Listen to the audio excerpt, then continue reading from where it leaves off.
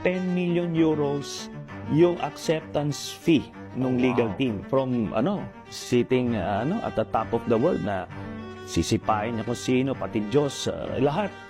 Pope, minura from that summit, ngayon nandoon siya.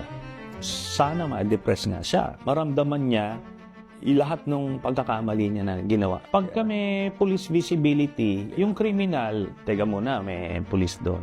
Marami ka ng crimes na ma-prevent. In short, what do you want to see from BBM, President Marcos Jr. in his legacy years, and realistically, where should he stand on the 2028 question? Magiging part ng legacy niya na pinakulong niya si Digong. Na-restore yung democratic space. Pakaulan si Sen Laila. Sa akin, kota na yun.